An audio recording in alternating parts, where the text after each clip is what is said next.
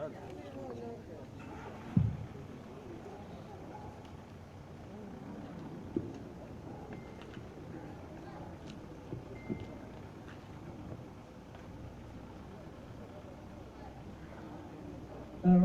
بالله من الشيطان الرجيم. بسم الله الرحمن الرحيم. ولقد خلقنا الإنسان ونعلم ما توسوس به نفسه ونحن أقرب إليه من حبل الوريد. إذ يتلقى المتلقيان عن اليمين وعن الشمال قعيد. ما يلفظ من قول إلا لديه رقيب عتيد. وجاءت سكرة الموت بالحق ذلك ما كنت منه تحيد. ونفخ في الصور ذلك يوم الوعيد. وجاءت كل نفس معها سائق وشهيد. لقد كنت في غفلة من هذا فكشفنا عنك غطاءك فبصرك اليوم حديد. وقال قرينه هذا ما لدي عتيد. ألقيا في جهنم كل كفار عنيد مناع للخير معتد مريب. الذي جعل مع الله إلها آخر فألقياه في العذاب الشديد. قال قرينه ربنا ما أطغيته ولكن كان في ضلال بعيد.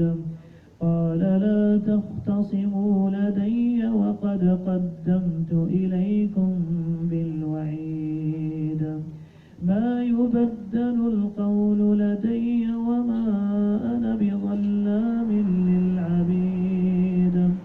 يوم نقول لجهنم هل امتلأت وتقول هل من مزيد. وأزلفت الجنة للمتقين غير بعيد. هذا ما توعدون لكل أواب حفيظ. من خشي الرحمن بالغيب وجاء بقلب منيب. ادخلوها بسلام ذلك يوم الخلود. لهم ما يشاءون فيها ولدينا مزيد. الحمد لله رب العالمين والصلاة والسلام على أشرف المرسلين نبينا محمد وعلى آله وصحبه أجمعين. ما بعد، أيها الإخوة الكرام، طبتم وطاب ممشاكم وتبوأتم من الجنة منزلا. هذه المجالس في الحقيقة تذكرنا بمجالس الجنة إن شاء الله. نسأل الله سبحانه وتعالى كما جمعنا في الدنيا في حلق الذكر، يسأل أن يجمعنا إن شاء الله في روضة من رياض الجنة على الأرائك المتكئون. نرحب بشيخنا شيخ طاهر جزاه الله خير، فليتفضل مشكورا.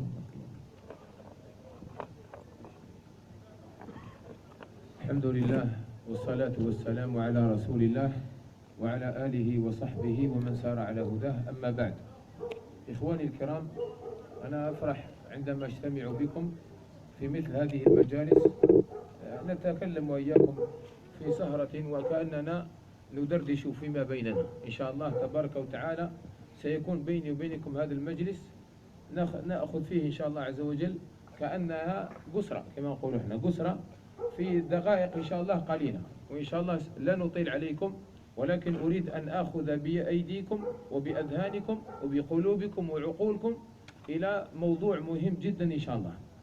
الموضوع اليوم اللي حبيت نتكلم عليه هو موضوع كل الناس يطلبونه، كل الناس يبحثون عنه. هو موضوع مهم جدا. لا يوجد أحد في هذه الدنيا يمشي يتحرك حركة ولا يغدو ولا يروح إلا هو يبحث عن هذا الشيء، وهو السعادة. هذه السعادة التي يبحث عنها جميع الناس اليوم، كل واحد يبحث عن السعادة. ولكن السعادة عند الناس اليوم سعادتان، اثنان. الآن لابد أن نفهم ما هي حقيقة هذه السعادة، وش هي حقيقة السعادة حتى يسعد الإنسان. يقول الإنسان سعيد، يقول أسعد الله صباحك جعله سعيدا، وأسعد الله أيامك، وأسعد الله حياتك. وفي الجنة أصحاب السعادة، وفي النار أصحاب الشقاوة. وفي الدنيا هناك من الناس يعيشون سعداء، وهناك من الناس يعيشون ولكن يعيشون أشقياء، نسأل الله العافية والسلام. الإنسان لابد أول حاجة أن يتصور التصور الحقيقي، يكون عنده نظرة حقيقية عن السعادة. هذه ما هي السعادة الحقيقية؟ ما هي السعادة؟ فالآن كثير من الناس اليوم يبحثون عن وهم السعادة، ما هيش السعادة. وهذا النوع من الأنواع، من النوعين، وهو وهم السعادة، هذا كل الناس يبحثون عنه. لذلك ظل الناس اليوم، جل الناس يبحثون عن هذا وهم السعادة، ولذلك ظلوا الطريق. يظنون أن السعادة في المال، ويظنون أن السعادة في الجاه والمنصب والشرف، والسعادة في الشهرة، والسعادة في الجمال، والسعادة في اللباس، والسعادة في المركب، والسعادة في الماديات. الذين يبحثون عن السعادة في الماديات هم لا يبحثون عن السعادة، وإنما راهم يبحثوا عن وهم السعادة. كي نقلبوها نقولوا هي السعادة الوهمية، وليست بسعادة أبدا. سنرجع إليها إن شاء الله تبارك وتعالى. لو ندقق أكثر ننظر إلى السعادة الحقيقية التي ذكرها الله في كتابه. ما هي السعادة الحقيقية؟ السعادة الحقيقية هي وجدان الإنسان يجده في نفسه داخل في القلب، موجودة في القلب. لا أستطيع أن أعطيها لك، ولا تستطيع أن تعطيها لي، ولا تقدر بثمن، لا تباع ولا تشترى. السعادة الحقيقية موجودة في قلب الإنسان، يعطيها له من؟ الله سبحانه وتعالى، هو يعطيه السعادة. فتجد هذا الإنسان هذا قلبه منشرح، يبتسم، ابتسامته حقيقية، موش ابتسامة السياسيين ولا المشاهير. الناس السياسيون، المشاهير، المذيعون في القنوات يبتسمون ابتسامة، المضيفون في الطائرات يبتسمون ابتسامة وظيفية. وش معناتها ابتسامة وظيفية؟ أي قد تكون الابتسامة حقيقية، وقد تكون الابتسامة من أجل الخبزة فقط. يبتسم معك مضيف طائرة، يبتسم معك لأنه خدام، تعلم الابتسامة في الخدمة.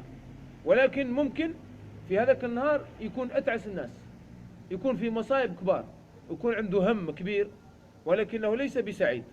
وهذه الابتسامة فقط ابتسامة شكلية، صورة فقط على الابتسامة. المشاهير كذلك، والسياسيون، الرؤساء، الوزراء، الملوك يبتسمون، ولكن هذه الابتسامة سياسية فقط. ممكن هذاك اللي يبتسم معه يكرهه، ما يحبه أبدا. هذه يسموها احنا الشكل المزيف، ما هوش حقيقي. الإنسان السعيد فقير يتمرغ في التراب، يبات في الشارع، ولكنه يذكر الله، وأعطاه الله قلب سعيد، يمشي ويبتسم ابتسامة حقيقية، ويتكلم معك كلمة طيبة، كلمة حقيقية، وتشوف سعادته ومشيته أكله، يتذوق الطعام تذوق حقيقي. هذه الحياة السعيدة. الحياة السعيدة أن تعيش مثل العصافير كما يقول الناس، قلبك قلب الطير مرتاح. كما قال، شوف وصفها لنا أحد السلف، ماذا قال؟ قال إننا نعيش في جنة. وش الجنة هذه؟ قلب مرتاح صافي مريح الإنسان. قال نعيش في جنة، قال لو يفيقوا بها الملوك يقاتلون عليها. هذه السعادة اللي نعيش فيها. وابن تيمية رحمه الله عالم رباني كبير جدا، معروف بمواقفه الإيمانية، ومعروف بالعلم النافع. هذا الإنسان ماذا قال؟ قال ماذا يفعل أعدائي بي عديان تاعي ماذا يفعلون بي؟ أنا جنتي في صدري. شوف الآن السعادة وينها؟ سعادة موجودة داخل الصدر. هذه السعادة ما هي؟ قال ابن تيمية رحمه الله أنا جنتي في صدري. إن نفي سياحة، إذا فاوني أعدائي ينفيوني أنا في سياحة، يعني راح يحصلوا بيها. وإذا سجنوني سجني خلوة، يعني إذا حطوني في سجن أختلي مع الله وأصلي وأذكر الله وأكتب ما ينفع الناس من التفاسير والعلم وغير ذلك. إذا قتلوني شهادة. إذن هذا الإنسان السعيد وين تعملوا في كل الحالات، سواء قتلته سواء نفيته سواء حطيته في السجن، عملت له ما عملت له سعيد. إذن السعادة لا تباع ولا تشترى. ما يقدر واحد أنت سعيد ما شاء الله وفقير وسعيد وجيعان وعريان بصح سعيد ما شاء الله قانع بما أعطاك الله وفرحان في قلبك، وهذاك الإنسان الغني ربما موش سعيد. لو يجيك الإنسان يقول لك نعطيك 2 ملاير أعطيني السعادة تاعك، ما تقدر تبيعها له، والله ما تقدر. وحتى وتحب تبيعها والله ما تقدر تبيعها. لماذا؟ لأن هذا حاجة ربي يحطها في قلب الإنسان. السعادة هذه حاجة يحطها في قلب الإنسان. لو أنت درك الآن تشغل معايا عقلك فقط وتحرك الذاكرة، رايح تستحضر هنا في الحي تاعك، تستحضر ناس ما شاء الله تقول هذاك الإنسان الله يبارك دائما مرتاح، دائما يقول كلمة طيبة، دائما بشوش، دائما هذا الإنسان ما يتقلق أبدا، دائما هذا الإنسان ما عنده شيء من الحزن ولا الهم ولا نلقاه مهموم ولا شيء. دائما هذا الإنسان يعيش حياة سعيدة.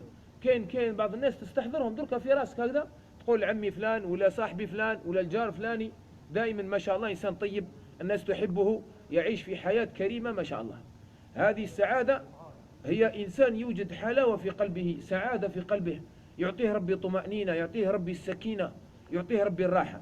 احنا اليوم لما ما عدناش هذه السعادة بذكر الله، ما جبناهاش بذكر الله، نولي نبحث عليها بطريقة وهمية، سعادة وهمية، حياة افتراضية نبحث عنها داخل الهواتف في الحياة الافتراضية. ربما نجد شيئا من الأمور الموجودة في الهواتف في الشبكات وفي التواصل الاجتماعي، ربما نجد هذا الأمر هذا فنقول في أنفسنا السعادة موجودة هنا. أو ربما يبحث عليها بعض الشباب في العلاقات غير شرعية مع البنات، وتبحث عليها البنت في علاقة شرعية مع الذكور، تقول ربما نتخذ صديق نولي في حياة سعيدة، نخرج في جولات والحدائق والغابات والبحار ونعمل خرجات وتكون حياتنا ما شاء الله سعيدة. وبعض الناس يرى أن السعادة هذه في المال، وش يحب يشتري المال عنده، يقول لك المال يعمل طريق في البحر، نشري وش نحب، والناس كلها تولي تحبني على أجل المال، ونولي إنسان نوزن في الدنيا من أجل المال. وكاين بعض الناس يقول السعادة لما يولي الذكر تاعي في كل الأماكن، في الجريدة مذكور، وفي القنوات مذكور، وفي التلفزيون مذكور، وفي الانترنت مذكور، نجم ما شاء الله معروف بلاعب كرة القدم، ولا إنسان مغني، ولا إنسان مطرب، ولا إنسان عمل حاجة ظهر في وسط الناس. إذا ما دمت الناس كامل تعرفني وتحب تعمل معايا سيلفي، ولا تحب نعطي لها نمضي لها، ولا نعمل لها شيء من أموري، الناس كلها تنظر إلي لما ننزل في مكان معين، يقولون هاوليك فلان هاوليك فلان. إذن هذه هي الحياة تاعي السعيدة. ربما هذه الحياة سعيدة، أو ربما السعادة راهي موجودة نلقاها لما يكون منصب، عندي منصب ما شاء الله، وزير ولا مدير ولا شيء مكان كبير ما شاء الله، السائق يستناني عند الباب ويديني ويركبني، والناس كامل تبعد مطريق لما نجوز أنا، والناس كامل تتمنى أن تحظى بموعد معايا. ربما هذه السعادة عند بعض الناس كلهم الآن يفكرون في هذه السعادة. وممكن يبحث عنها كثير من الشباب في ذهاب العقل. هما بلغتهم الشباب اليوم يقول لك يعمر راسه، لا هو يفرغ راسه، سما يفرغ ويبعد على العقل تاعنا احنا نحتاجه 24 ساعة على 24 ساعة. لو الواحد فينا يغفل عن عقله يروح في الطريق الهاوية. فالآن بعض الناس ماذا يقول لك أنا السعادة نتاعي وين؟ عندي هموم، عندي مشاكل، عندي أمور تضيق بي الدنيا، نهرب. الهروب هذا يسموه هروب، نهرب من الدنيا إلى أين؟ إلى عالم آخر. ما هو هذا العالم؟ عالم الجنون. أدخل هذا العالم بماذا؟ بقرص من المخدرات، أو بسجارة، أو بمشروب أو بغير ذلك من هذه الأشياء. ندخل في عالم ما هو عالم لا عقل، عالم مجنون. معناتها أني نقول في نفسي لازم نولي مجنون باش نولي سعيد. إذن يا إخواني الكرام شوفوا، راهي الناس تبحث عن السعادة كل واحد بطريقة. ربي سبحانه وتعالى ما خلى شيء، والله ما خلى شيء. ربي سبحانه وتعالى اللي خلقنا والله ما خلى حاجة. شوف الآن نروح عند إنسان، ماذا فعل هذا الإنسان؟ هذا الإنسان ملك الدنيا كلها، وقال ماذا قال فرعون؟ ماذا قال فرعون؟ قال أليس لي ملك مصر وهذه الأنهار تجري من تحتي؟ وماذا قال بعدها؟ قال أنا ربكم الأعلى. ما دام مصر هذه والأنهار تاعها كامل تاعي، أنا ربكم. خلاص ما فيش واحد يتكلم ويقول كان رب واحد آخر. ومن بعد قال ما علمت لكم من إله غيري، يعني أنا الرب برك، غير أنا ربي، يعني رجع روحه هو الله. وش يسموه هذا؟ الطغيان المادي، طغيان. إن الإنسان لا يطغى أن رآه استغنى. ماذا فعل فرعون؟ عنده كل شيء فرعون، الناس كلها تخافه تسجد له. هذا فرعون تعرف قصته تنتهي بماذا؟ أن الله سبحانه وتعالى أغرقه في الماء. وش كان يقول هو؟ أليس لي ملك مصر وهذه الأنهار تجري من تحتي؟ يعني الماء يجري تحتي، عندي الأنهار تاعي تجري من تحتي. خلاه ربي غارق في الماء. يعني شوف كي غرق في الماء وش قال؟ قال يتمنى يقول آمنت بالذي آمنت به، بالذي لا إله إلا الذي آمنت به بنو إسرائيل وأنا من المسلمين.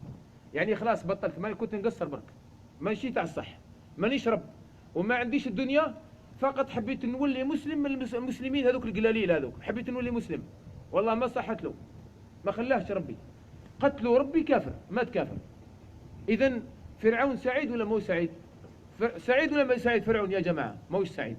إذن المال يا إخواني الكرام، الملك ليس طريقا للسعادة، نحيه من طريق.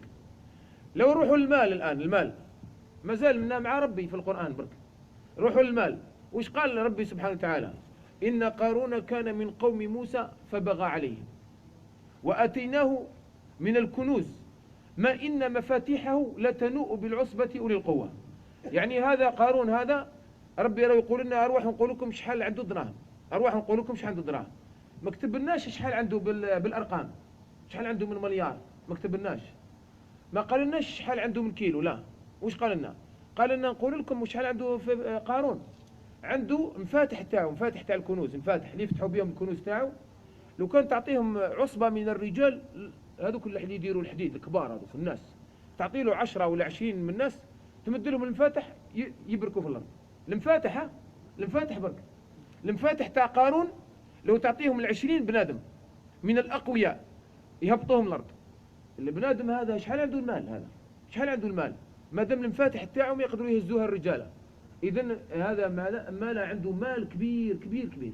ربي قال هكذا، قالوا ما إن مفاتيحه لتنوء، طيح تبرك، لتنوء بالعصبة أولي القوة. الناس القوياء ما يقدروا يهزوا مفاتح قارون. وش يدير قارون هذا؟ يدير ديفيلي، شفت الديفيلي؟ يدير عرض، يدير ديفيلي بالمال تاعه، يخرج الناس وبالعربات والشريطات، ويخرج الكنوز والذهب والفضة واللؤلؤ والزبرجد وغيرها والحرير، ويخرج هذا قارون مع الجنود ويمشي في الطريق، والناس كلها تتفرج ويشوفوا الناس ما عندهم قلاليل، ما عندهمش، يتفرجوا في قارون، يقولوا منهم انقسموا الناس إلى قسمين. شوف كيما تقسمنا احنا في الدنيا، كيما تقسمنا احنا في الدنيا. نص منهم وش قالوا؟ قالوا يا ليت لنا مثل ما أوتي قارون، جوز عليه مرسيدس، كان نحكم وحده كيما هذه، بيها بلي ركبه معه يتمناها، بيها بلي راكبه معه يتمنى كل شيء. سما يقول كان وحده كيما هذه انا ما نزيدش كاع ندخل هذه ودرمان هذه، سما يولي يتكبر علينا احنا، ما يزيدش يدور كاع في الدنيا هذه. ولو كان عندي شاطو كيما هذا، شوف واش تمنينا حاجه دنيويه كيما تمنوا ناس تاع قارون. قال يا ليت لنا مثل ما اوتي قارون. هادو نص تاع الناس اللي شافوا الاموال جايزه عليهم والدنيا ما شاء الله، قالوا خلاص هذه احنا ماذا بينا وكان يعطينا ربي كما عطانا. واحد اخرين وش قال عليهم ربي؟ وقال الذين اوتوا العلم، وش عندهم علم، هذاك العلم عطى لهم بصيره، خلاهم يشوفوا الدنيا ماشي كما يشوفوها الناس كامل، يشوفوا الدنيا بعين واحده اخرى، بالايمان، يشوفوها بالعلم والنور. وش قالوا؟ ويلكم. قالوا ثواب الله خير. تحب تطلب اطلب من عند الله. ثواب الله خير، خير لمن آمن وعمل صالحا وما يلقاها إلا الصابرون. شوف الآن تقسموا الناس إلى قسمين لما شافوا الدنيا تاع قارون. كيما احنا اليوم كاين ناس يقول لك كون غير شوف عندي دار هنا وعندي وزين هنا وعندي هذه وعندي هذه وهذه وهذه وكان نحكم منها وكان نحكم تي ماكس وكان نحكم كذا وكان نحكم كذا وكان نحكم كذا. وش يتمنى؟ يتمنى حاجة بعينها. أنت في حقك ربي لي خير. قال ربي ولا تتمنوا ما فضل الله به بعضكم على بعض.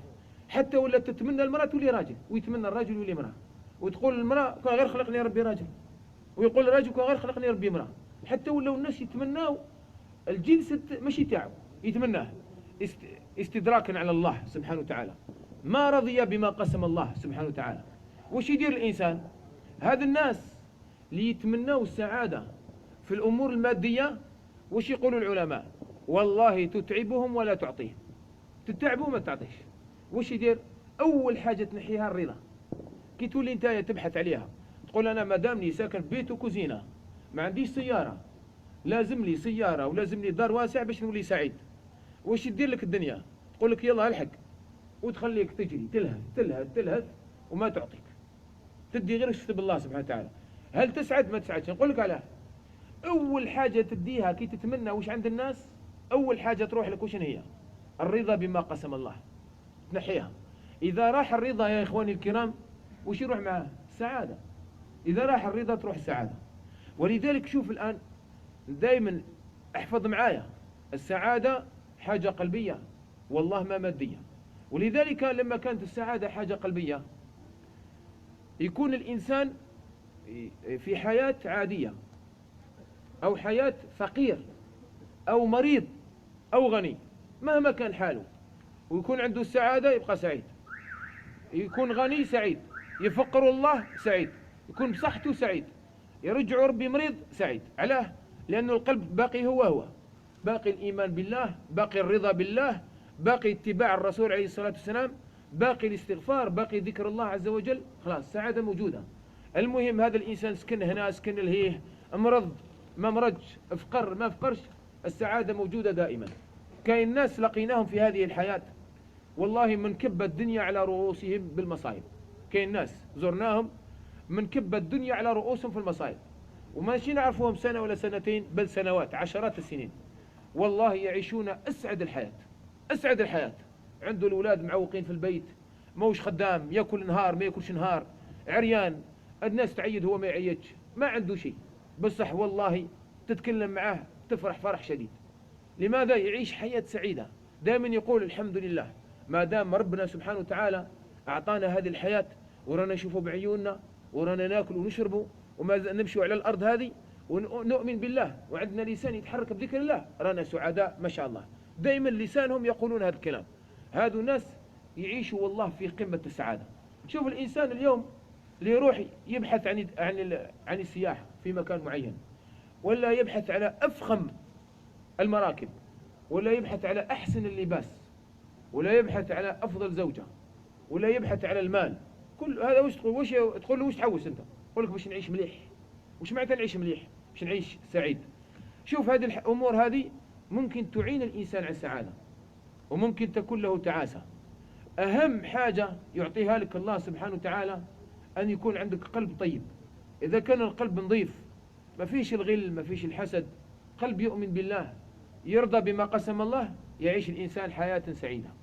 أول حاجة يعطيها ربي سبحانه وتعالى للإنسان السعيد يعني يكسب سعادة هو الإنسان الذي يؤمن بالله. الإيمان بالله هو السر نتاع السعادة. الإيمان بالله والعمل الصالح. ربي سبحانه وتعالى وش قال؟ من عمل صالحا من ذكر أو أنثى. ما كاش تخيير، كاش واحد الذكور ولا لا، الذكور والإناث كامل، الأجناس كامل. من عمل صالحا من ذكر أو أنثى. وش هو الصالح هنا؟ صالح، عمل صالح. ربي خلاك هذيك مطلوقة، عمل صالح، خير وش حبيت. ربي وفقك أنت في الصدقة صدق، وفقك ربي في الصيام صوم، وفقك ربي في الكلام الطيب ما شاء الله، وفقك الله سبحانه وتعالى في الصلاة صلي. كاين ناس نفسهم ترتاح في الصلاة، يصلي على روحك.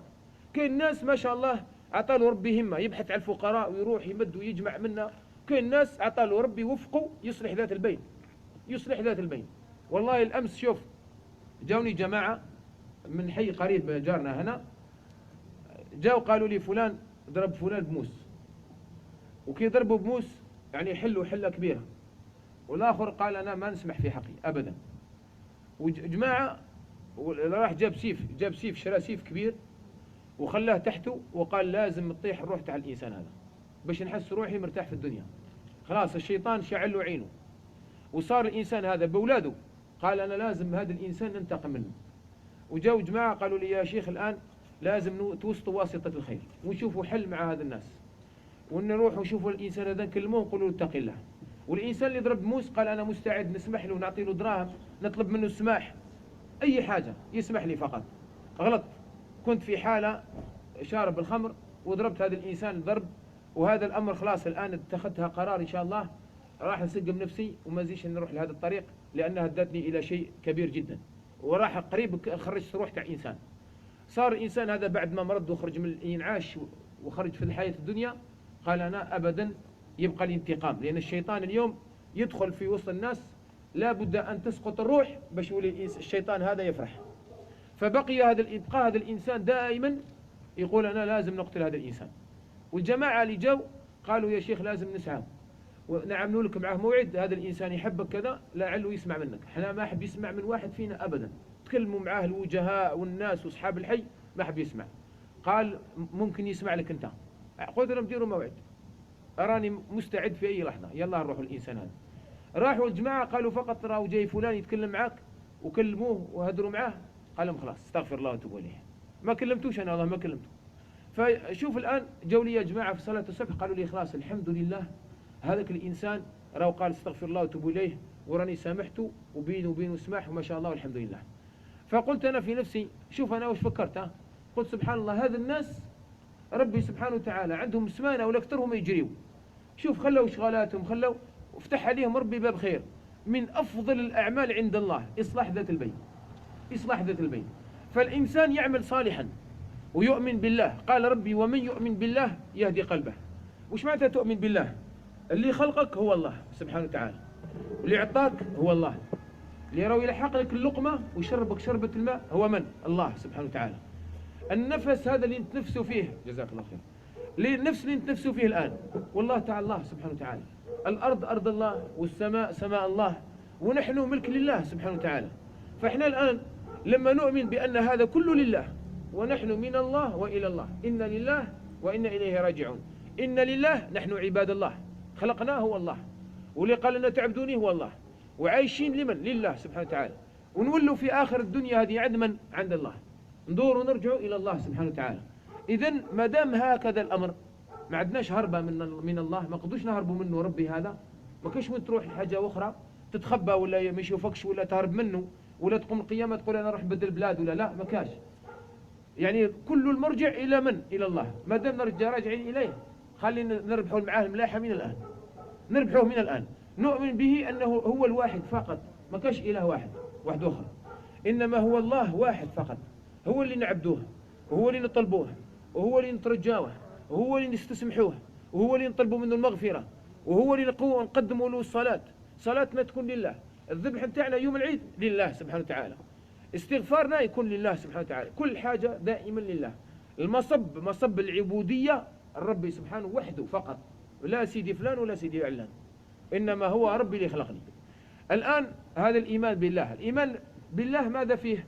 العمل صالح. تؤمن بالله وتعمل عمل صالح. لازم الآن وش يكون عندك؟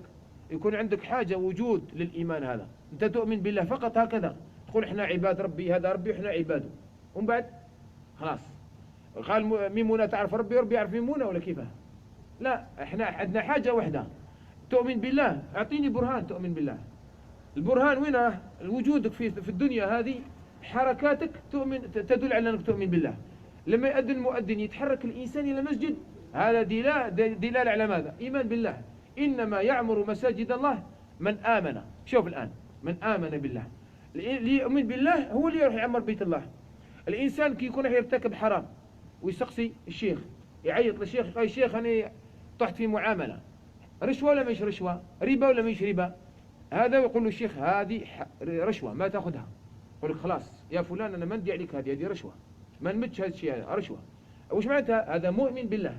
علاه؟ لأنه طريقته في المعاملة تدل على أنه يستشعر كاين حارس يحرص فيه، وكاين معاملة رو يؤديها على حساب وش أمره ربي سبحانه وتعالى. هذا إيمان بالله. هو العمل الصالح. واحد يروح يتصدق على الناس، واحد يصوم، واحد يصلي، واحد يبر الوالدين، واحد يقول كلمة طيبة، هذا مؤمن بالله. والعمل الصالح هذا يدل على أن هذا الإنسان عمل. وش النتيجة يا إخواني؟ شوفوا وش قال ربي: من عمل صالحا من ذكر أو أنثى بدون استثناء. هذا هو القانون، هذا هو القانون. أريد وزير ولا مدير ولا أريد فقير، من مهم وشنو؟ عمل صالحا آمن وهو مؤمن فلنحيينه حياة طيبة. هاي شوف السعادة والرهي، يحييك حياة طيبة حتى ولو كنت فقير يا ربي. نعم حتى ولو كنت فقير، حتى ولو كنت مريض على فراش المرض، حتى ولو كنت مريض على فراش المرض. لماذا؟ لأنك تؤمن بالله وتعمل صالحات.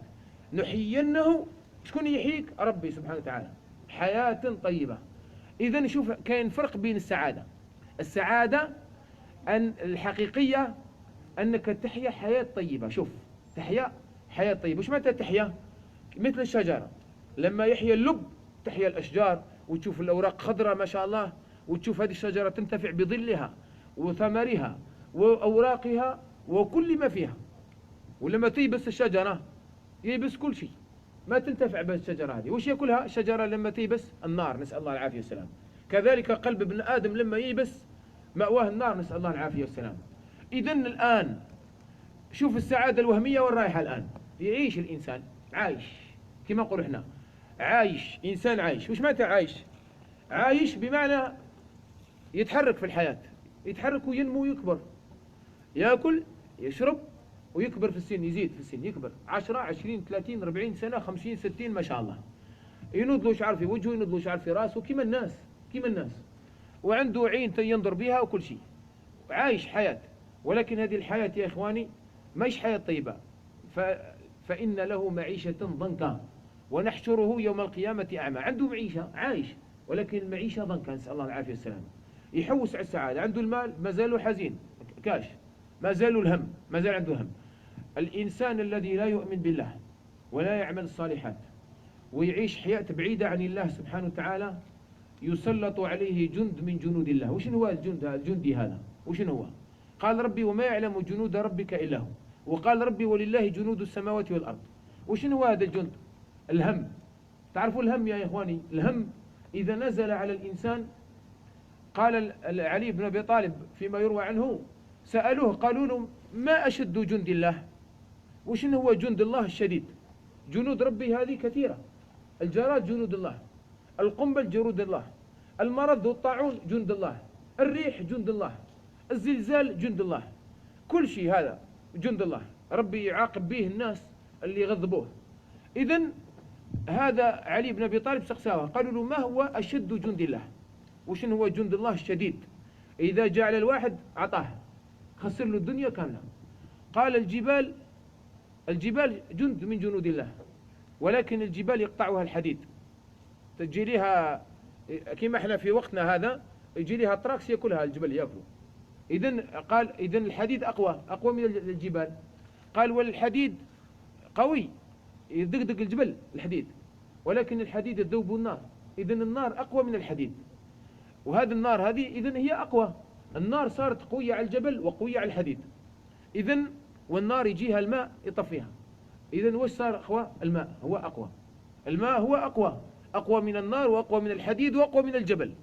والماء هذا يجيه السحاب يرفده يديه ويأخذه في مكان معين. إذن السحاب أقوى، والريح يجي ويسوق السحاب ويلعب به كما يحب، وصار الريح هنا أقوى.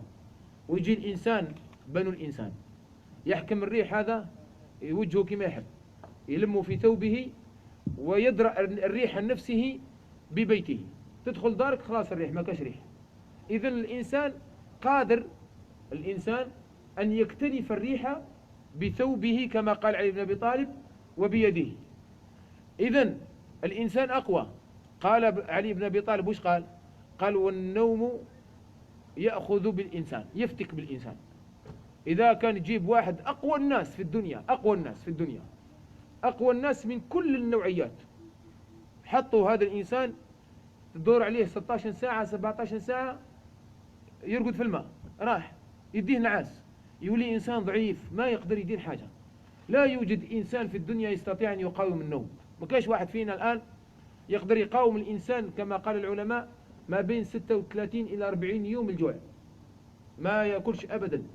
يستطيع الإنسان أن لا يأكل 40 يوم، يقدر يعيشها الإنسان عادي، الإنسان السوي عادي اللي تقدر عنده الكبد وعنده العضلات فيها المخزون الكافي. يستطيع الإنسان أن يبقى 40 يوم لا يدخل في جوفه طعام. ولكن النوم ما يقدر الواحد فينا يدور 24 ربما 48 ساعة ربما 5 ساعات. يولي الإنسان هذاك مسكين في حالة، يولي في حالة كبيرة، يولي تضربه ما يردلكش، خلاص يرقد في الماء ما يقدر، خلاص يدق تقول نوم.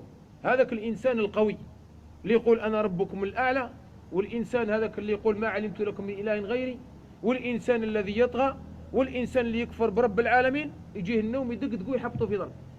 والنوم هذا ما كاش حاجة يا إخواني الكرام بعد النوم إلا الهم. إذا كان الإنسان يقول لك يومين مرقت 10 أيام والله مرقتها، والله مرقتها، وش كاين؟ الهم. الهم أذهب عني النوم، موالف يجيني النوم يحطني نرقد والله ما على بالي وراني راقد، ولكن هذه الأيام جاني هم. الهم إذا نزل ربي نسأل الله يعافيني ويعافيكم. هذا الهم ربي النبي عليه الصلاة والسلام كان يتعوذ منه، يقول وأعوذ بك من الهم والغم. الهم والغم هذا هو اللي يخلي السعادة مفقودة عند الإنسان، مكاشها غير موجودة. وش يدير الإنسان كي يتسلط عليه الجندي هذا جند الله؟ وش قال علي بن أبي طالب في آخر الكلام؟ قال فالهم أقوى جند الله. الهم إذا سلطه الله على العبد أذهب الله عنه السعادة. إذا كان الواحد فينا ربي سبحانه وتعالى سلط عليه الهم، يولي هذا الإنسان والله والله والله ما يذوق السعادة، ما يذوقها في مال ولا في زوجة ولا يذوقها في النساء ولا يذوقها في الجزر ولا في السياحة ولا يذوقها في شيء. قال لي واحد الإنسان قال لي والله صدقني إنسان الحمد لله فتح عليه ربي وتاب إلى الله سبحانه وتعالى، ولكن سبحان الله الإنسان هذا كبير في عيني. لماذا؟ لأنه عنده عقل. وش قال لي؟ قال لي شوف يا شيخ، قال لي أنا والله نتحدى الدنيا كاملة ما كاين إنسان حوس مثلي في الدنيا هذه ولا أكل مثلي، إنسان ذواق يعني يعرف الدنيا مليح. قال لي شوف الجزر تاع الدنيا كلها زرتها والمعالم السياحية كلها زرتها. قال لي ما تركت مكان وما تركت طائرة وما تركت بلد. قال لي كسبت الدنيا كاملة والسيارات كاملين والبيوت كاملة. قال لي ما عندي حاجة تخصني في الحياة الدنيا. قال لي ونشعر دائما لما ما كنت نصلي، قال لي نشعر دائما أني حزين مهموم. قال لي نقول خلاص جيت في الجزر وحوست في البحر وسكنت في الفنادق الفخمة وأكلت وش حبيت أنا، تبقى دائما حاجة في قلبي ضغينة، نسأل الله العافية والسلامة، حاجة هم موجودة عندي في قلبي. قال لي يقول حاجة تخصني. قال لي فعلمت أن ربي سبحانه وتعالى عاطي واحد الحاجة في قلوب الناس هي تسمى السعادة، السكينة والوقار والطيبة الموجودة في القلب. قال هذه الحاجة هي اللي تخلي الإنسان يعيش حياة سعيدة. قال فقلت في نفسي لازم نروح عنده هو، فوليت نصلي وليت نعبد الله.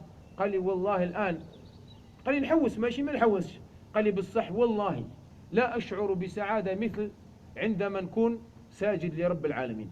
قال لي عندما أكون أقرب من الله قال لي نشعر بحياة سعيدة سعيدة ما شاء الله. قال لي ونشعر أني أنا أحسن الناس. لماذا؟ لأني أشعر أني قريب من الله سبحانه وتعالى. هنا تكمن السعادة يا إخواني الكرام، هنا. ولذلك شوف الآن هذا الإيمان بالله والعمل الصالح أعظم أسباب سعادة. وتعرف حاجة واحدة أخرى مهمة جدا تحب تعيش سعيد، هذه وين جربناها؟ والدينا وجدودنا جربناها. ما هي؟ الرضا. الرضا بما قسم الله سبحانه وتعالى، الرضا بمقدور الله، وش يقدر عليك رب العالمين، وش عطاك الله سبحانه وتعالى. تعرف أن الذي يعطي هو الله واللي يمنع هو الله. البشر كلهم اللي راهم يدوروا بك أسباب فقط. إذا رضيت بما قسم الله راح يقذف ربي في نفسك واحد الحاجة يسموها غنى القلب. وش قالوا الرسول عليه الصلاة والسلام لأبي الدرداء؟ قالوا يا أبا الدرداء، شوف أبو الدرداء هذا الصحابي عنده وصايا عظيمة جدا. والنبي عليه الصلاة والسلام أعطاه وصايا عظيمة جدا. وأبو الدرداء هذا تعرفوا صحابي، هذا كان بينه وبين علاقة بينه وبين زوجته علاقة حميمية ما شاء الله. وكان أبو الدرداء هذا صحابي رضي الله تعالى عنه، كان يعمل أعمال شاقة حياته، كان كيما الناس اللي تخدم اليوم في الشونتي ولا تخدم في الفلاحة ولا يخدم مسكين يحمل ولا تعبان نهار كامل وهو يهمبل. كان أبو الدرداء يخدم حتى العشية. هذا هو الإنسان خدام في الفاس، خدام مسكين يجبد على كما يقولون على عيشه. هذا أبو الدرداء رضي الله تعالى عنه أعطاه النبي عليه الصلاة والسلام كلمات جميلات. قالوا يا أبا الدرداء ارضى بما قسم الله لك تكن أغنى الناس. ارضى بما قسم الله. أعطاني ربي لباس واحد الحمد لله ما شاء الله، أعطاني ربي مكاش الله غالب. الناس عندها سيارة، أنا نمشي على رجلي نركب في الكار ونروح ونجي، والله هذا قسم الله. يك ربي يعطاهم وأنا ما أعطانيش، يك ربي ما يظلمش الحمد لله. إذا إنسان رضي بما قسم الله له والله يعيش أحسن من الناس. وربما تشوف واحد أحيانا راضي بما قسم الله له. شوف هذه الأمور باش ما تخلطلكش أنت، باش ما تخلطلكش الأمور هذه مطلوبة في الحياة، ولكن إذا ما جاتش لازم ترضى. ما تقولش كيفاش ما نكسبش سيارة، وش معناتها؟ معناتها نعيش فقير؟ لا، راني نقول لك أنا أسوأ حالة الإنسان إذا أعطاك الله وأعطاك الإيمان وأعطاك معاه المال وأعطاك كل شيء، مش مشكلة، عيش على روحك. بس إذا ما أعطاكش ربي سبحانه وتعالى لازم تعيش تاني، لازم تعيش. كاينة حاجة تشترك بينك وبين الآخر، وش هي؟ السعادة القلبية مش المادية. فلذلك وش قال النبي عليه الصلاة والسلام؟ يا أبا الدرداء، أنا أراه يخاطبه يسأله سؤال واحد آخر. قالوا يا أبا الدرداء أترى الغنى في كثرة المال؟ وش رأيك أنت يا أبا الدرداء؟ يعني تشوف أنت الغنى هذا وش معناتها؟ ترفاه، وش معناتها الإنسان مرفه؟ معناتها اللي عنده دراهم بزاف. الغني هو الإنسان اللي عنده دراهم بزاف. قالوا أبو الدرداء نعم يا رسول الله، أنا نعرف واحد غني هو اللي عنده دراهم بزاف. قالوا أترى الفقر في قلة المال؟ راك شايف الفقر الإنسان اللي عنده المال قليل؟ قال نعم يا رسول الله، أنا نعرف أنه الغني اللي عنده دراهم بزاف والفقير اللي ما عنده دراهم ولا عنده حاجة قليلة. قالوا النبي عليه الصلاة والسلام الغنى غنى القلب والفقر فقر القلب. تقدر تلقى إنسان أعطاه الله من الكنوز ما أعطى لقارون، وتلقاه إنسان والعياذ بالله ما يعيش هذه الحياة أبدا. إنسان بخيل، إنسان قلبه مضيق وقلبه والعياذ بالله مسود، وإنسان يعيش في حياة ضنكة، ابتسامة ما يعطيها لكش، يعيش حياة نسأل الله العافية والسلامة، ويعيش كل هذه الحياة يلهث وراءها. هو عنده يلهث وراء الحياة حتى يموت، حتى يملأ فمه بالتراب. هذا الإنسان فقير ولكنه عندنا احنا غني. لو نقلب الصورة، إنسان فقير بالنسبة لنا نحن ما عندوش المال، هذا فقير ما عنده دار ومسكين قيس ولا يبات هنا ليلة ويبات هنا ليلة، والمال ما عنده، يأكل نهار وما يأكل نهار. هذا فقير بالنسبة لنا نحن، ولكن هذا كنا نطلع على قلبه نلقاه هذا الإنسان راضي بما قسم الله. الحمد لله. أقول الآن أنا نعيش في بيت كوزينة الحمد لله، المهم مستور، عورتي مستورة وبناتي مستورين وزوجتي مستورة والحمد لله. ياك ما يمشي قيسنا المطر ولا قيسنا الحر ونعيش والحمد لله. كتب الله هذا الأمر، ويخرج للشارع ويتكلم مع الناس بكلمة طيبة ويفشي السلام ويعطي وجه طلق ما شاء الله، وجهه بشوش راضي بما قسم الله. ولا تمر عليه سيارة فخمة ما تحركه أبدا، يمر على قصر ما يحركه أبدا. علاه؟ راضي بما قسم الله، عارف أن الله أعطى وفرق بين الناس. نحن قسمنا بينهم في معيشتهم في الحياة الدنيا، الله اللي يقسم، ما أنا قسمت ولا قسم إنسان آخر. إذن نرضى بما قسم الله لي. هذا غناه في قلبه، هذا إنسان غني. نحن عندنا فقير مكتوب عندنا نعطوه نحطوه في السوسيال احنا، ولكن عند ربي سبحانه وتعالى غني ويعيش حياة الحقيقية. عند العلماء لو كان ينظروا لي أهل العلم يقولون أن هذا إنسان غني. لماذا؟ لأن الرسول عليه الصلاة والسلام قال الغنى غنى القلب والفقر فقر القلب. كاين ناس عندهم كل خير ولكن ما زالوا يقولون خصني هذه وخصني هذه وخصني هذه. يبقى الإنسان يلهث، نسأل الله العافية والسلامة. قال ربي مثله كمثل الكلب إن تحمل عليه يلهث أو تتركه يلهث.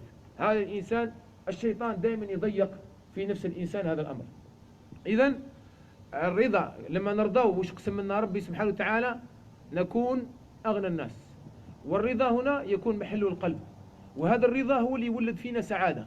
ولذلك شوف الآن، لو ربي سبحانه وتعالى يحيي الإنسان في الصباح، وش معنى هذا؟ عطاء صبحت صباح، لما حليت عينك وش معناه؟ الله يتوفى الأنفس حين موتها. لما نرقدوا في الليل الله يدي الروح تاعنا. والصباح كاين ناس يرجع لهم الروح، وكاين الناس ماتوا في الليل، رقدنا وجونا وضوء الصباح ميت. الله يتوفى الأنفس حين موتها والتي لم تمت في منامها فيمسك التي قضى عليها الموت. خلاص اللي ماتوا ما يرجع لهمش الروح، اللي يموتوا كي يكونوا راقدين ما يرجع لهمش الروح تاعهم. وانت صباح تحل عينك وتقول الحمد لله الذي أحيانا بعدما أمتنا. إذا هنا وش يسموه؟ عطاء جديد، منحة ربانية جديدة، فرصة أخرى للحياة. هذه نعمة من الله، أول نعمة تتلقاها الصباح لما تنوض، أن ربي يعطاك فرصة للحياة. إذا ماذا تفكر؟ إما أن تفكر في مال تجمعه والدنيا تهتم بها، وإما أن تفكر كيف تصلح حالك مع الله، لأن عندك فرصة جديدة مع ربي سبحانه وتعالى، ولا ندري هل يتم الإنسان هذاك النهار ولا ما يكملوش. فإذا الآن أول عطاء يتلقاه الإنسان في الصباح هو أن يعطيك الله يوما جديدا. الأمر الثاني يعطيك الله السلامة والصحة والعافية والأمن، تصبح آمنا في سربك، معافا في جسدك، عندك قوت يومك، كأنما حيزت لك الدنيا بحذافيرها كما قال الرسول عليه الصلاة والسلام.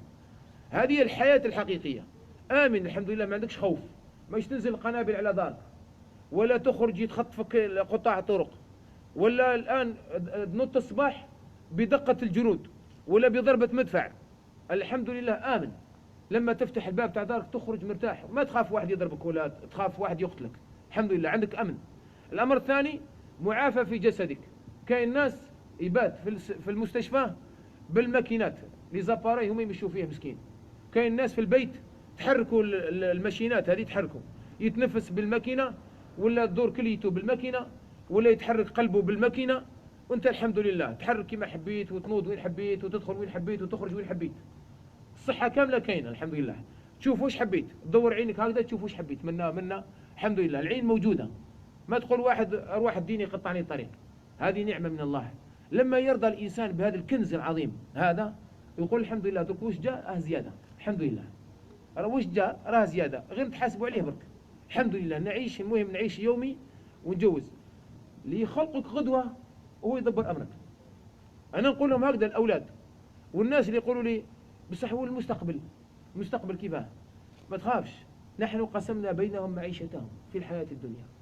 ربي اللي راح يعيشك بر غدوة، اللي راح يزيد يرجع لك الروح غدوة ويخلي لك الانفاس تاعك كاينه، هو اللي يدبر امرك. ما تخاف، انت وش دير؟ ارتاح، اعبد الله، وروح اسعى في الدنيا واسترزق، مش مشكله.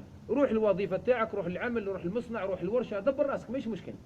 بس صح لا تدخل الدنيا في قلبك ابدا، لان اذا دخلت الدنيا في قلبك راح تعيش حياه مهمومه، الهم، نسال الله العافيه والسلامه. فيولي الإنسان يعيش حياة سعيدة لما يخلي الدنيا هذه تعيش برا، تجي في يده ويعاود يخليها، يمد ويعطي. هذا الإنسان أما من أعطى واتقى. شوف الإنسان يولي إنسان إيجابي، أعطى واتقى وصدق بالحسنى فسنيسره اليسرى. من صفات الناس الطيبين دائما الناس يعطون، دائما الناس إيجابيين يقدموا للناس.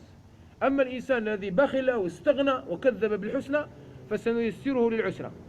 من وسائل الفساد أن يعيش الإنسان في حياة فاسدة، أن يكون إنسان دائما يأخذ من الناس، دائما إنسان بخيل، دائما إنسان ما يعطي، ما تشوف منه خير، ما في خير مادي ولا خير معنوي أبدا، ما عنده حتى حاجة مليحة، ما يعطي، ليس إنسان إيجابيا، فقط إنسان يعيش لنفسه ويأخذ من غيره فقط. هذا حياة نسأل الله العافية والسلامة، حياة ضنكة. الأمور التي نعيش بها والتي تعطينا حياة سعيدة التوبة والتقوى. إذا تاب الإنسان إلى الله واستغفر، أقول لك له، لأنه كما قال عليه الصلاة والسلام: ما حمل ابن آدم ميزانا أثقل على ظهره كذنوبه. ما كاش حاجة يا إخواني الكرام، شفتوا أحيانا والله نشعر بواحد الكآبة في نفوسنا، وتشعر ما يسموها احنا اللقية، تحس تقول أني ملقي اليوم ما لقيتش روحي أبدا. علاه؟ كاين ذنب، الذنب هذا يجي على ظهر الإنسان يثقل الظهر تاع الإنسان. يشعر الواحد فينا أنه ثقيل، أنه كاين حاجة، كاين وحده ويسال له حاجة، ما يحسش روحه مرتاح. علاه؟ لأنه عامل ذنب وما تابش منه، ما قالش استغفر الله يا ربي اغفر لي الذنب هذا اللي درته. والله شوف كلمة سهلة، كلمة واحدة تقول يا ربي أنا درت ذنب وأني كنت في حالة إيمان ناقص، وأنت تغفر الذنوب جميعا، أستغفرك وأتوب إليك. شحال دات مني هذه يا جماعة؟ والله ما دات نص دقيقة، خلاص يغفر الله الذنب. والله يغفر الله الذنوب، ربي يغفر الذنوب. يغفر ربي الذنب وش معناتها؟ نحيت الثقل على نفسي. إذا أصلحت نفسك مع الله بالتوبة والتقوى، ربي سبحانه وتعالى ينحي عليك الذنوب، وش تشعر بخفة، يشعر الإنسان نفسه خفيفة.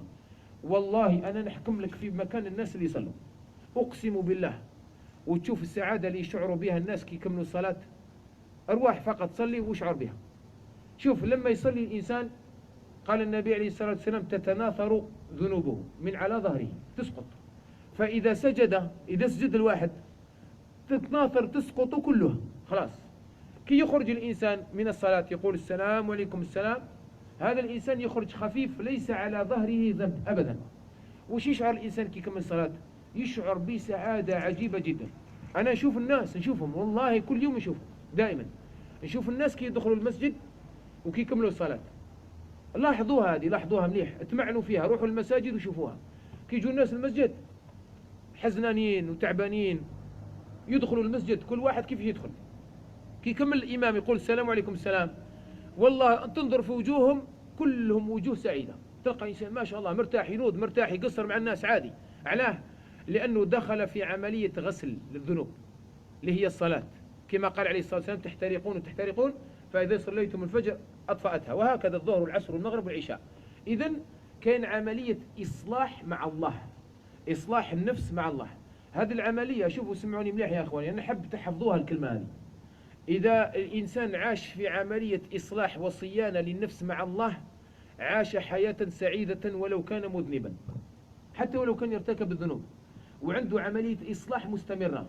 شوف احنا نعطيك مثال، واحد عنده سيارة، وش يقولوا لي بحاله؟ شوف عندك الفيدونش واللاشان، تمشي 20 سنة ما تخافش، عليك الصيانة، صيانة فقط، صونها.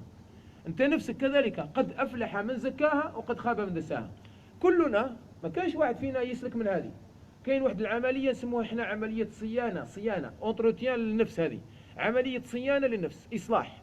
شوفوا النفس هذه عطبت، اليوم الواحد شاف إلى الحرام، أكفر بربي، عمل شيء، تناول مخدرات، سب الله سبحانه وتعالى، سب والديه، سب جاره، الضارب مع فلان. وش يسموهم هذو احنا؟ هذو ما ديبان في النفس، عطب بالحق النفس هذه عطب. وش يصلح الإنسان؟ تخيل اليوم عنده عطب، راحت منه وراحت منه وراحت منه، يعني تخسرت مع الجار، والضارب مع فلان، وسب ربي هنا، وشاف الحرام وكلا الحرام، عمل هذه كاملة. وين؟ في ساعة ولا سنين برك. غدوة قال أمور أخرى وربما أكثر. لماذا؟ لأنه الأخرى ما استغفرش الله منها، ما مسحاش مازال. هذا الإنسان كيف يعيش يرحم والديك؟ كيفاش الآن يسعد الإنسان؟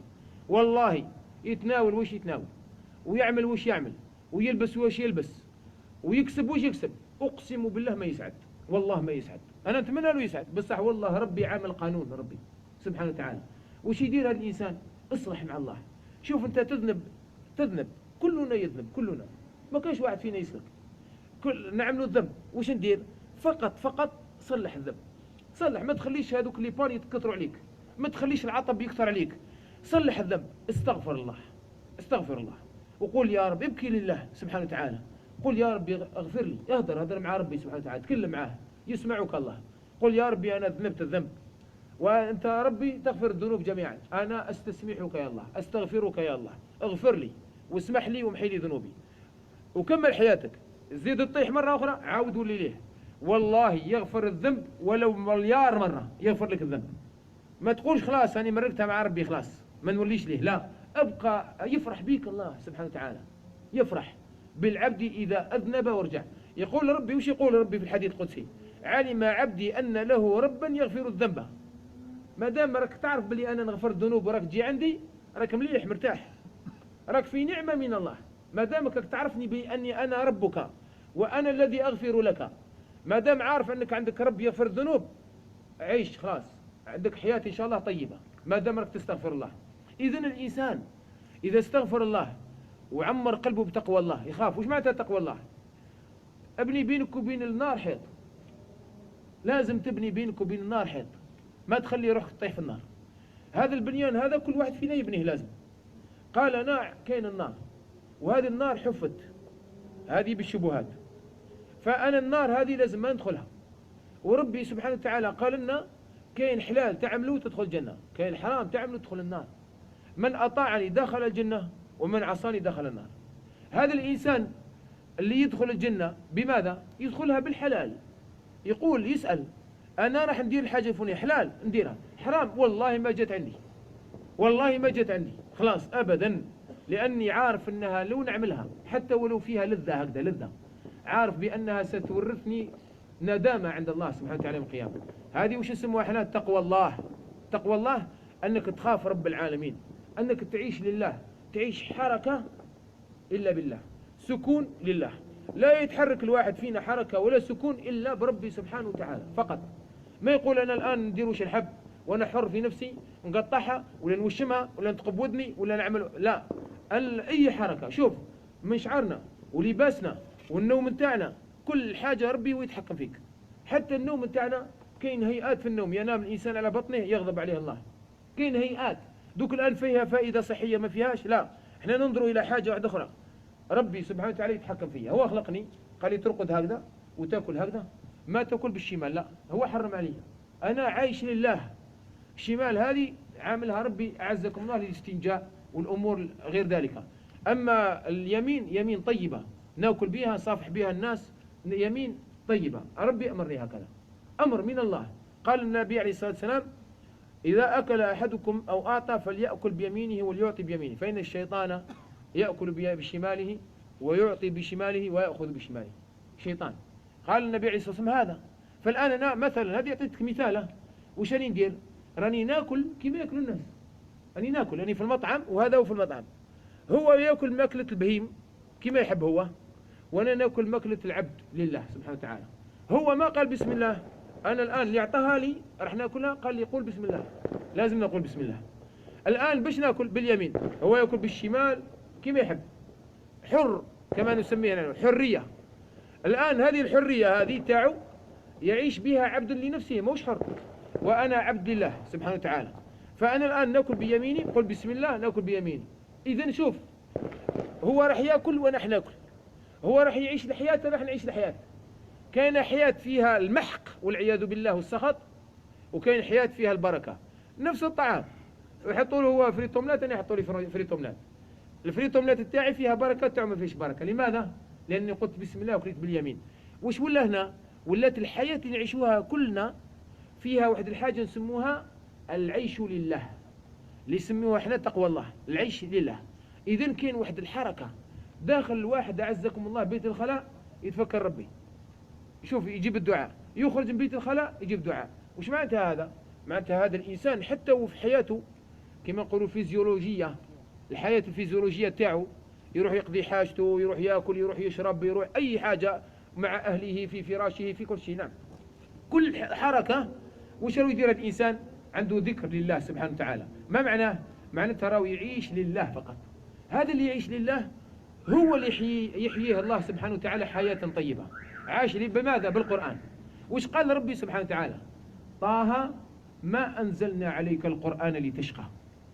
يعني أبدا دير في بالك، دير في بالك، أبدا عمره ما كان الإنسان يلتزم بدين الله ولا يعيش بتقوى الله ولا يخاف الله، ولا هذا الإنسان اللي يقول وش قال الله، ولا يحل ما أحل الله ويحرم ما حرم الله. أبدا ما تقول هذا الإنسان أو عايش حزين أو عايش في سجن أو خانق روحه راهو ضابط روحه، موش يعيش كما يحب الناس، موش زاهي، هذا الإنسان موش زاهي، لا أبدا. والله ربي وش قال؟ ما أنزلنا عليك القرآن لتشقى. عرفها هذه؟ واحد إنسان كان يعيش مثل ما يعيش الشباب اليوم، ظانين أن الحياة الزهو والنساء والخمر والمخدرات والشيشة والخيمات والملاهي، هنا الحياة الحقيقية، هنا الحياة الزهو، حياة السعادة التي تجعل الإنسان يضحك ولا يبكي أبدا، تجعل الإنسان ينسى الهموم كما يقولون. هكذا يقول الناس، هكذا يقول شياطين الإنس والجن، هكذا يقولون. ولكن ربي سبحانه وتعالى أعطانا شيء أبدا، يقول لك أبدا لما تلتزم بالدين أبدا ما تخش نعيش حياة شقية، لا، ما أنزلنا عليك القرآن لتشقى. عمر بن الخطاب كان يعيش حياة جاهلية، كان يعيش حياة جاهلية إلى أن وصل، مش شرب خمر ولا لا، مش قطع طريق، لا، كان يقطع طريق الإسلام على الناس، كان يرفع السيف ويقول لي يدخل في الدين نقطع رقبته، وكان يحارب الناس اللي يدخلوا في الدين، مش يقطع طريق فقط، لا، أكثر من هذا. ربي سبحانه وتعالى توبوا بهذه الآية لما قرأ عمر بن الخطاب طه ما أنزلنا عليك القرآن لتشقى. هنا دخل عمر بن الخطاب في الدين، ولا من هو من ولا هذا الإنسان، ولا يمشي في الأرض ومكانه مضمون في الجنة. بماذا؟ لما عرف الحقيقة. المهم إخواني الكرام، شوف نظرة، النصح والنظرة فقط، هذه النظرة هي اللي نعيش بها حياة سعيدة، وهذه النظرة نعيش بها حياة شقية، نسأل الله العافية والسلام. أنت تشوف سعادتك في المال، أنا أشوف سعادتي في ذكر الله سبحانه وتعالى. أنت تشوف سعادتك في الماديات، لا، أنا أشوف سعادتي في الأمور المعنوية وفي الحياة القلبية. لما يكون إنسان متأدب وعنده كرم وإنسان كريم ما يكذب أبدا، إنسان صادق محافظ على قدره مع الناس، قدره مع الله سبحانه وتعالى، محافظ على إيمانه، محافظ على الذنوب هذه ما تجيه أبدا، إذا أذنب يستغفر الله، عنده إصلاح، عملية إصلاح مع الله، عنده توبة، عنده تقوى، هذا يعيش حياة سعيدة. الآن كيف النظرة؟ شوف لو نولوا الأزل الآن، لو نولوا الحياة اللي كان فيها أبونا آدم عليه السلام في الجنة. آدم يعيش في الجنة، ربي يعطاله تصوير حقيقي للجنة، إن لك ألا تموت فيها، ما يموت فيها أبدا، ولا يعرى فيها، لا يعرى فيها، لا يعطش فيها ولا يظمأ أبدا. الجنة هذه كل واشرب ما يشاء، لك فيها ما تشاء، أنت وزوجك ادخل في الجنة وعندك الجنة كاملة لك، آدم وحواء. آدم في الجنة يعيش حياة ما شاء الله. يجيه الشيطان باش يوكلوا من الشجرة اللي ربي سبحانه وتعالى أعطى لها تصوير اللي يسموه احنا صورة أنها هذه الشجرة يسموها، لو كان أعطوا لها تسمية وش يقولوا؟ شجرة الظلم، فتكون من الظالمين. ما تأكل في الشجرة هذه، تأكل في الشجرة هذه الشجرة تأكل منها تولي من الظالمين، نسموها احنا شجرة الظلم. يعني التصوير الرباني لهذه الشجرة هي أن هذه الشجرة هي شجرة الظلم. الآن الشيطان باش آدم يأكل منها وش يدير له؟ لازم يغير له النظرة. شوف هنا أنا هذه اللي حبيتك تفهمها، يغير له النظرة. كي تتغير النظرة يولي الإنسان يعيش حياة ماشي تاع إنسان، يولي يعيش حياة، نسأل الله العافية والسلامة، حياة البهيم. تتغير النظرة. شوف الآن آدم عليه السلام الآن مع الشيطان، يقول له الشيطان هل أدلكم على شجرة الخلد؟ شوف الآن الشيطان وش عطى لها؟ عطى لها سماها شجرة الخلد. احنا الآن في الدنيا هذه الشيطان يجينا يقول لك الزهو هنا، الحياة الطيبة هنا، تضحك ما تبكيش، تدخل الملهى، تدخل الخيمة وتشرب الشيشة وتشرب المخدرات وتشرب هذه الحبة وتعيش في عالم ما شاء الله، تعيش في عالم بعيد عن الهموم. إذا عندك هم مع الوالدين ولا هم مع زوجتك ولا هم مع جارك ولا هم في الدنيا ولا ماكش خدام ولا عندك ديون ولا، كلها تروح هذه الهموم. تروح كيف تروح؟ تروح لأنك أنت تنساها، هي ما راحت، مازالت، لو يسألك مازال يسألها، والمشكل مازال قائم. أنت اللي رحت، هي ما راحت. هذه التصوير الحقيقي. بصح الشيطان وش قال لك؟ قال لك الهموم تروح، لا، قال لك الهموم تروح. فإذا الآن شوف الشيطان يغير الصورة. قال آدم، قال له هل أدلك على شجرة الخلد؟ باش تحب الجنة هذه تبقى لك دائما ما تروحش منها، كل من الشجرة هذه. كي غير الصورة آدم أكل منها. لما أكل منها جاء ربي سبحانه وتعالى قال لا، شفت لما غير لك الشيطان الصورة أكلت من الشجرة. إذا نحن الآن ربي قال لنا لا يفتننكم الشيطان كما أخرج أبويكم من الجنة. ما يزيدش يلعبها لكم الشيطان، لو خرج بابانا من الجنة يزيد يخرجنا احنا وما يخلينا ندخلوا ليها. فإذا الشيطان الآن وش يدير لك الآن في الدنيا؟ نفس التكتيك، نفس الطريقة. يجي في الدنيا هذه ويغير لك النظرة. الناس هي تعمل نعمل، الناس هي تلبس نلبس، تمشي مع الموضة، نعيش مثل ما يعيش الناس، نعيش في حياة سعيدة، تولي عندي قدر الناس، لأنه علاه راني تعايش معاهم. التحفيفة كما يحفوا، واللبسة كما يلبسوا، والزهوة كما يزهوا، راني ماشي أجور معاهم، فيحسوا الناس أني معاهم وأني ما شاء الله، ونشعر أنا بسعادة لأني عندي مكانة في وسط الحي وعندي مكانة في وسط الناس، ويعرفوني بالإنسان ماشي متواكب مع الموضة، متواكب مع الزمان. خلاص عشت حياة سعيدة. علاقة مع البنات وشي من المخدرات وشي من اللهو واللعب واللغو وشي من الغفلة، خلاص يحس روح الإنسان في حياة سعيدة. شكون يصورنا هذا؟ الشيطان. مثل ما صور لأبينا آدم الشجرة جعلها شجرة الخلد، وهي في الحقيقة ما هي؟ شجرة الظلم. نفس الشيء في الحياة الدنيا. إذن لو نختصر الكلمة ونضغط كل الحكاية كلها، أن نقول أن المسألة مسألة تصور. اللي عنده تصور سليم عارف سر وجوده في الحياة.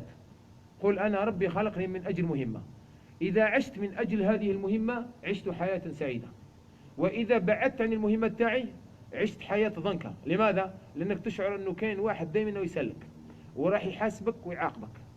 إذن لو الواحد فينا أخذ بعتوه شركة بعتاته، أعطته خصت له الطيارة وبعتته الفندق وأعطوا له مهمة معينة، يروح يعمل مهمة معينة في ذلك المكان ويجي 4 أيام 5 أيام 6 أيام.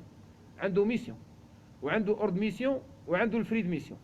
راح الإنسان هذا ودخل وسكن في الفندق واستهلك الطائرة واستهلك الأكل وعاش هذيك الأيام ولم يؤدي مهمته. شوف الآن في الصورة تاعنا احنا أن الإنسان هذاك عايش مليح، ساكن في فندق 5 نجوم، طيارة خاصة والماكلة خاصة والمصروف في الجيب، الفريد ميسيون في الجيب، عايش مليح هو بالنسبة لنا.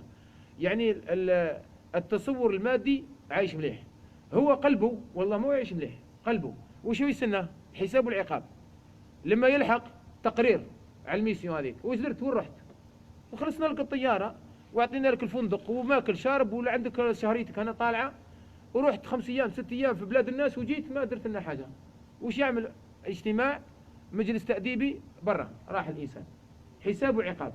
احنا في الدنيا نفس الشيء يا إخواني الكرام. خلقك الله جعلك الدنيا كلها لك، كلها لك. لما تحملت أنت الأمانة ربي قال سخر لك جميعا منه كلها. الجبال تاعك ليك أنت، استعمل بها وش حبيت، خرج منها واستنفع بها. الدواب والأنعام لينا، نستعمل جلودها، ناكل لحمها، نشرب لبنها، نركب عليها. الدابة لينا، كل الدنيا تاعنا لينا، سخرها ربي الإنسان. هذه وش نسموها احنا؟ فريد ميسيون، باش نستهلكوا. الآن الزمن موجود، أعطاك ربي مقدار الحياة نتاعك، تعيش 70 60 20 40 سنة، باش راح تعيش أنت؟ أعطاها لك ربي، هذه هي المدة تاع المهمة تاعك. لما تجي عند ربي ماذا قدمت؟ وش عملت أنت؟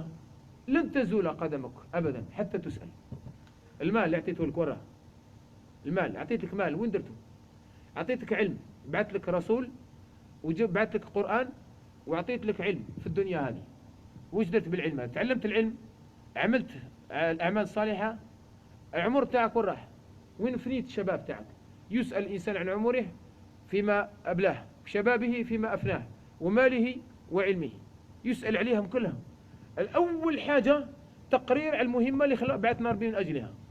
ويقول شو يقول له الواحد فينا؟ وش يقول له؟ كنت في الملاهي، كنت نلعب، كنت نتناول المخدرات، كنت تارك صلاة.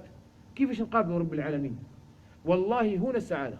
لما الآن إنسان يمشي يأذن الأذان يروح للصلاة، لما الإنسان يتحرك حركة لله أو يتحرك حركة لله يشعر بسعادة. لا، أنا لو كان نموت الآن عندي وش نجاوب الله سبحانه وتعالى؟ قل يا ربي وين؟ قل له أنا كنت نعبد فيك، كنت كي يأذن نكون في الجامع، كي يجي رمضان نصوم، كي يجي الليل نقوم، كي تكون العبادة يعبد الله سبحانه وتعالى. الآن كي نحس روحي باللي راح نقدر نجاوب، نعيش حياة طيبة الحمد لله، راني فريها. هذه يعني الله يتقبل على كل حال، ولكن يشعر الإنسان بأداء المهمة، هي التي هي سر السعادة القلبية اللي تطرح في نفس الإنسان. لما الواحد عايش في الحياة عنده كل الدنيا وراه عارف في قارة نفسه، والله ما كاش واحد ما يعرفش هذا الأمر هذا، عارف في قارة نفسه خاربها مع الله، عارف في قارة نفسه أنه لو كان يموت على الحالة هذه راه يموت مخروب، نسأل الله العافية والسلامة. وش يعيش هذا الإنسان؟ حتى ولو تشوفه يضحك مع الناس ويلعب وكذا، كاين واحد الحاجة داخل القلب، وأنا حدثني بها الناس. كان الناس سكارى، امرأة سكرانة قالت لي شوف، قالت لي أقول لك حاجة يا أخي، أنا نصحتها، قالت لي شوف والله كي نحط راسي عند خدها في الليل، قالت لي في النهار نتزينوا ونخرجوا للرجال ونفتنوهم ونعيشوا في الملاهي، ونعيشوا نبانوا نضحكوا ونبانوا مزينات ونبانوا كذا. قالت لي يقول لك أنا ومثالي لما نحطوا رسالة على المخدة في الليل نحسوا بالتفريط في جنب الله سبحانه وتعالى. لما ندخلوا في الظلمة قالت لي حتى وليت والله ما نخلي الضوء يطفى في الليل، حتى ما نشعرش بهذاك الكآبة، ونحس بأني عاملة حاجة راح يغضب منها رب العالمين. الإنسان المذنب عارف روحه أنه مفرط مع الله. إذن الصلاح، كل الصلاح هذيك الصيانة وتصلح نفسك مع الله دائما. إذا صلحنا نفوسنا ربي يقذف في قلوبنا واحد السكينة واحد الراحة، هذيك هي اللي تخلينا سعداء. شوف الرسول عليه الصلاة والسلام أعطانا واحد النموذج وبها نختم إن شاء الله. كان النبي عليه الصلاة والسلام في غزوة تبوك، وغزوة تبوك هذه ربي سماها ساعة العسرة. على ساعة العسرة لأن الروم جمعوا أكبر عدد وأكبر عدة. تخيل أنت العالم كله هذا يتحد كله ضد المسلمين، وجمعوا العتاد والقوة من السلاح والرمي وكل شيء والفرسان وغيرها. وكان عنده موعد معهم الرسول عليه الصلاة والسلام في الحرب العظمى في تبوك. وتبوك هذه تبعد الآن ب1100 كيلو على المدينة، على المكان اللي كان يعيش فيه الرسول عليه الصلاة والسلام. إذن النبي عليه الصلاة والسلام راح عنده مسيرة شهر، ورايح الرسول عليه الصلاة والسلام، وكان ما يسمى عندنا اليوم بالأزمة الاقتصادية التي تعيق تهيئة الترسانة العسكرية. يعني ما كانش قادر الرسول عليه الصلاة والسلام باش يهيئ جيش يعني يقدر يجابه ماديا هذاك الجيش الموجود اللي راه يستنى فيه، الجيش العرمرم الموجود اللي راه يستنى فيه قوجات ترسانة تاع الروم راهي تستنى في تبوك. الرسول عليه الصلاة، ربي سماها ساعة العسرة. الرسول عليه الصلاة والسلام يجيوا له الناس يحبوا يروحوا ما عندهم يشركوا، حاب يروح لتبوك باش يحارب مع الرسول عليه الصلاة والسلام. صحابة يقول لهم النبي عليه الصلاة والسلام لا أجد ما أحملكم عليه، ما عندناش باش تركب باش تروح معانا، ما عندك سلاح ولا عندك دابة ولا عندك باش تروح فيها. يولي الجندي هذاك مسكين صحابي يبكي، تولوا وأعينهم تفيض من الدمع. علاه حاب يروح يقاتل في سبيل الله ما عندوش. يعني راني نعطيك التصوير نتاع الحالة اللي كانوا عليها الصحابة رضي الله عنهم، هذوك أفضل الناس عند رب العالمين. شوف النبي عليه الصلاة والسلام لموش عنده من الجيش وانطلقت الأمر، راح يمشي النبي عليه الصلاة والسلام. شحال يمشي؟ شهر والله ما كان مكيف ولا طيارة ولا سيارة ولا كان رودة واحدة، وإنما هو هذا الحبيب عليه الصلاة والسلام الرسول عليه الصلاة والسلام يمشي ثلثي المسافة. يعني كاين احنا نقولوا 1100 كيلو، الرسول عليه الصلاة والسلام راه مشى ما يقارب أكثر من قريب 600 ولا 700 كيلو، مشاها على رجله. علاه؟ لأن كانت دابة واحدة يتداولوا عليها 3 من الناس، وكان النبي عليه الصلاة والسلام وطلحة وآخر يتداولون على دابة واحدة. يعني شوف الآن 1100 كيلو يمشيها الإنسان يعني على دابة، أنا وأنت واحد آخر نتداولوا عليها، واحد يركب وزوجة يمشوا، وهكذا. وين رايح؟ تحواس ولا وين؟ لا، رايحين يواجهوا السيف في الوجه مباشرة. يعني المسألة ما هيش حاجة سهلة. والرعب اللي يوقع في قلب الإنسان يعني الإنسان يعمل 1000 حساب. الرسول عليه الصلاة والسلام رايح معه عائشة رضي الله عنها زوجته، يمشي في الطريق وش كاين تاني؟ أزمة في الغذاء. يعني الرسول عليه الصلاة والسلام الصحابة كانوا يربطون بطونهم في هذيك الغزوة، كانوا يربطوا بطونهم بماذا؟ بحجرة. والرسول عليه الصلاة والسلام رابط بحجرين كما في الخندق، رابط بحجرين. يعني شوف هذه الآن نسموها احنا الأزمة الاقتصادية من حيث المعيشة موجودة كذلك. الرسول عليه الصلاة والسلام يمشي. احنا هذو الآن الأسباب اللي متواجدة، الرعب والخوف والمكر تاع الأعداء والمسيرة هذه والمشقة تاع السير والحرارة والجوع، هذه كلها تخلي الواحد ما يضحك ضحكة فينا. والله ما يضحك واحد فينا ضحكة. فالواحد فينا لو يروح يحوس الحليب عند الحانوت يولي مكاش يولي زعفان، والواحد فينا ينوض ويلقى مكاش الحليب في الدار ينوض على 11 ربما يسب أمه ويسبها، ما يسبها عادي مش مشكل. فالآن شوف النبي عليه الصلاة والسلام حالته، وش يقول النبي عليه الصلاة والسلام؟ يقول للجيش تقدموا روحوا، الجيش تاعه قال لهم روحوا تقدموا خلوني أنا نتخلص. وقال عائشة ريحي كما راكي. وش قالها زوجته؟ وش قالها؟ تسابقيني نديروا لا كورس أنا وانتي. شوف هذا الإنسان الرسول عليه الصلاة والسلام يعني راح باه جيش قاعد يلعب مع زوجته، وش معناتها هذا؟ معناتها راهو يعيش حياة سعيدة رغم كل الظروف، يعيش حياة سعيدة. كاين حياة راهو يعيشها مع زوجته، يعيش حياة سعيدة هو والزوجة تاعو، رغم الجوع ورغم الخوف ورغم الرعب ورغم المكر ورغم الحر ورغم المشقة. عايش الرسول عليه الصلاة والسلام حياة نعمة مع زوجته، يدير معها سباق ويلعب معها ويضحك عادي، مش مشكلة. لماذا؟ لأنه كاين واحد الحاجة يسموها العيش مع الله. الأمور راح تمشي كما حبها ربي سبحانه وتعالى، والأمور يقضيها رب العالمين، واللي أعطانا هو الله، واللي يدي من عندنا هو الله سبحانه وتعالى. ما دام الحالة تدور عند الله عيش مرتاح ما تخاف. وهنا تبدأ الحياة السعيدة، كي تكون عايش مرتاح. لماذا؟ لأنك عندك حسن الظن بالله سبحانه وتعالى. نسأل الله يسعدني وإياكم في الدنيا والآخرة، ونسأل الله أن يعينني وإياكم على ذكره وشكره وحسن عبادته، وأن يغفر لي ولكم، وأن يسترني وأن يستركم، وأن يتوب علي وعليكم، وأن يختم لي ولكم بالحسنى. والله أعلم، والحمد لله رب العالمين.